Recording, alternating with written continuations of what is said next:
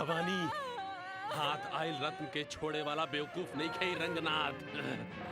हम जैसन कही तोहरा वैसे ही करे के होखी। हम तो हर पैर पड़त पानी हमरा जाए ई कबू नहीं के हो सकत।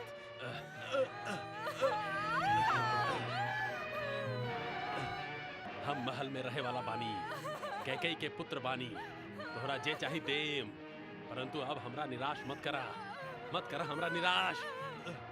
रंगनाथ, रंगनाथ, हम तोरा अच्छा तरह से जानत बानी। तू जैसन सोचत बाड़ा हम वैसन नहीं की। छोड़ दे हमरा। मान जा, चुपचाप मान जा। रंगनाथ, चाहे हमार जान काहे न चल जाए, लेकिन हम तोहरा अपन इज्जत ना लूटे देम। रंगनाथ, अगर तू हमरा पास आइला त तोहरा भवानी ना होकर लाश मिली।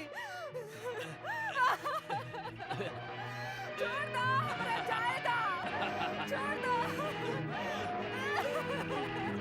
छोड़ दो।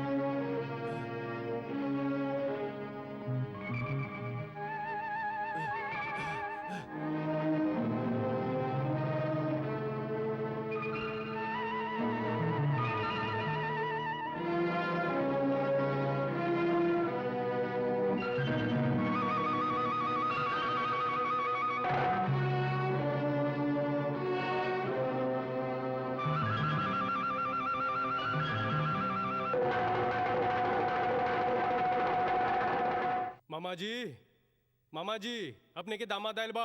आवा आवा बैठा। अरे ई का तू जमीन पर ही बैठ गईला? अपने के दामाद जे ठहरने जमीन पर ना तका अपने के सर पर बैठी। झाड़ पर बैठे वाला के पकड़ के लईबा दामाद बनईबा त सर पर भी बैठी और सर के ऊपर वाला छत पर भी बैठी। हाँ। मामा जी, सास के अनसुईया बाई नामकरण करे के बजाय गौरम्मा बाई कह के नामकरण करवावल चाहत रहे। का कहला? कुछ ना अपने साक्षात कालिका देवी जैसन लागत बानी ऐसन कहनी हम। मामा जी, गांव के बुजुर्ग बानी अपने। ये गांव के कामकाज के अपने एक पल में खत्म कर दिला, लेकिन हमार काम ना करीला। बस जब देखा भूल जाइला। का ई सही बा? दामाद जी के बात सुन लू तू। अब का कहत बाड़ू? कहे के का बा चल बा। कतना लाड़ प्यार से आपन बेटी के बड़ा कहनी और बिल्ला के हाथों सौंप देनी। अभी औलाद नहीं खे दे सकत त एमे हम का करी? हाँ बोला। ई बात शोभा ना देवेला। मालिक का हा सिद्धा? जब से हो संभल ले बानी, अपने के हम भगवान मन ले बानी। अपने की सेवा में अपन जीवन अर्पित कर देले बानी। केहू भी अपने के अपमान कैलक तो उनका हम कोनो भी हाल में जिंदा न छोड़ब। ऊ लोग हमरा सामने अपने के बारे में कुछ भी कहिहन तो हमरा बिल्कुल भी अच्छा न लागी। हमरा समझ में नहीं आवत हम का करी। हम उनकर हाथ पांव तोड़ देम। अब अपने ही बताई मालिक, हम करी तो का करी, हमरा कुछ समझ में नहीं आवत। मामा जी, हमहू ये बात कहल चाहत रही कि जल्दी से जल्दी रंगनाथ के लागे एगो अच्छा सा लड़की ढूंढ के शादी करवा दी। तू जा सिद्धा।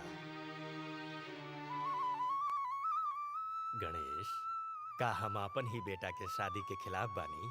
स्वाभिमान छोड़ के लड़की मांगे दर दर भटक रहल बानी। जहां भी जाइला लोग एकरा दुर्व्यवहार के जान के एकरा लइके देवल नहीं खंचाहत। मामा जी, भाविन केरे के शंकर जी के दूगो लड़की बिया। बड़की वाली बिया भवानी, जे बहुत सुशील बिया। वो हमार रंगनाथ के लागी सही रही। हम जानत बानी, बड़ा सुशील बिया। बस बहुत हो गई। 2 वक्त के रोटी नईखन जुटा पावत और धनवान खानदान में रिश्ता जोड़ीहन। तोहार पुत्र पैसा से धनवान होखी, ऊ गुण से धनवान बिया। गणेश, बियाह के तैयारी आज से ही शुरू कर दा। आवा आवा आवा, इतना समय से बस तुम्हारी बात चलत रहे। ए रंगनाथ, हम बात कर रहल बानी और ई जा रहल बा। मामा जी, ई मौका अच्छा बा, अब ही बात कर ली। रंगनाथ, हमार बात सुना।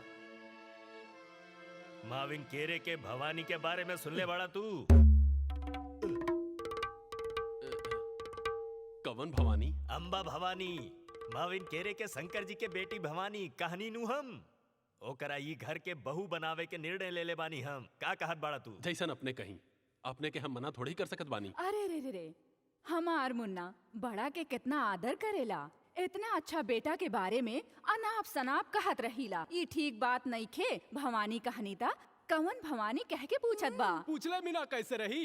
भवानी नाम के कतना लड़की ओकर नजर में बिया। ये लागी उनमें से कवन सा भवानी, बस इतना ही पूछलक। हाँ मालिक मालिक, का बा? हमार शंकर जी के बेटी भवानी बियानु।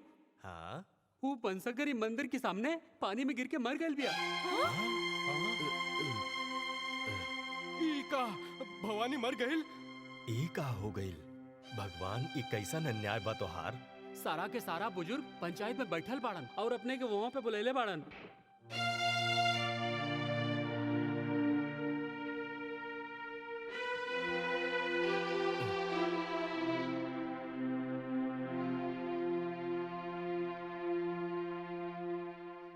खून ना, ई आत्महत्या बा। अपने सब ऐसे कैसे कह सकत बानी? अपने ही बताई, गहना के लागी भला केहू के खून काहे करी, जरा सोच के बताई।